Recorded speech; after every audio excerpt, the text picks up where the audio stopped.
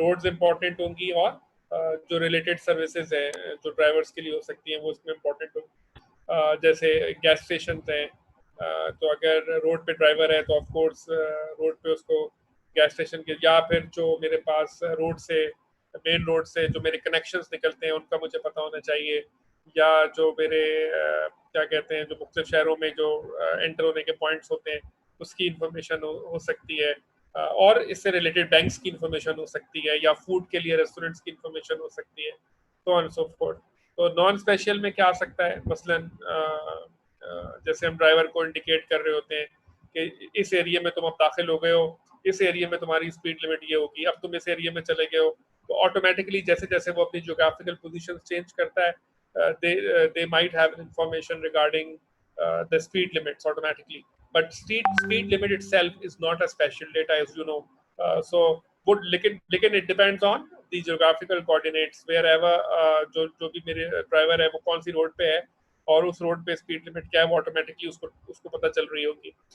Similarly, traffic congestion or the density, traffic density, you can say. Of course, the congestion level of the traffic is always different on different roads.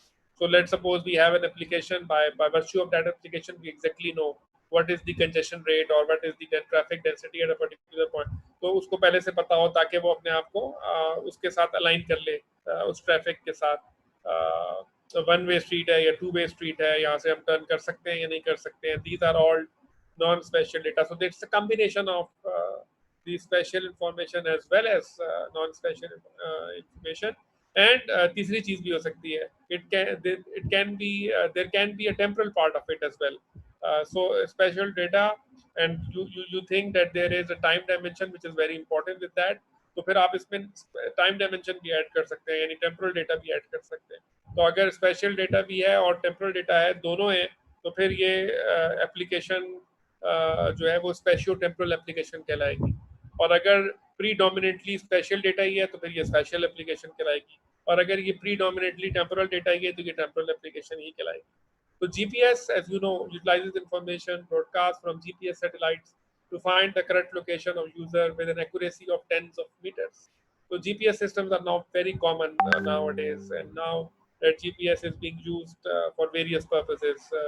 For example, in mobile applications, we just on our GPRS and global positioning system and our location, and exactly we can tell people where are you right now and where you are heading. Similarly, you can look for various objects which are there.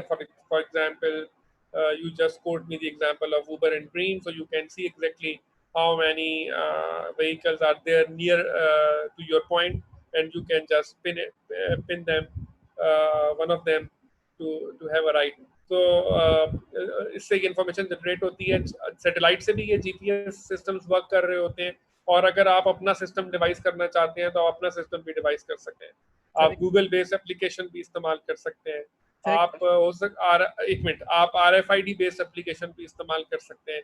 तो बहुत सारे veg हैं जिनसे हम global positioning जो है उनको हम ले सकते हैं। जी, जो क्वेश्चन कर रहा है, कौन कर रहा है क्वेश्चन? सर मैं कुमैल, सर मैं अभी कर लूँ या लेक्चर कुमैल बोलो। जी सर, ये आपने जीपीएस की बात की, तो इसमें जैसे हम 2 डायमेंशनल की बात कर रहे हैं, इसी तरीके से अगर हम इसको इसकी हाइट भी 3rd डायमेंशन भी अगर इसको इसमें शामिल कर ले, इसी तरह जैसे हम टाइम को साइंटिफिक इसमें हम उसको 4 डायमेंशन भी कह सकते हैं। हाँ, कह सकते हैं, सही है।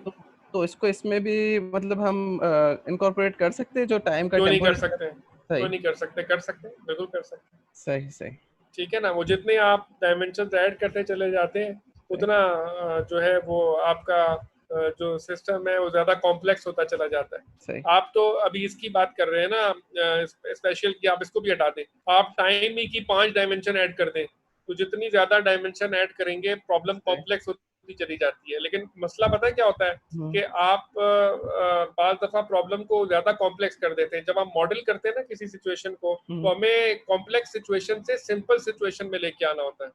सही।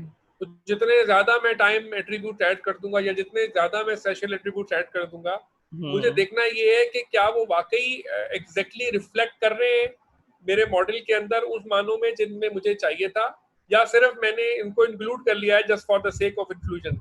क्योंकि अदरवाइज वो क्या करते हैं, वॉल्यूमिनस डेटा जनरेट करते हैं, और वो वॉल्यूमिनस डेटा हमें हैंडल करना मुश्किल हो जाता है एप्लीकेशन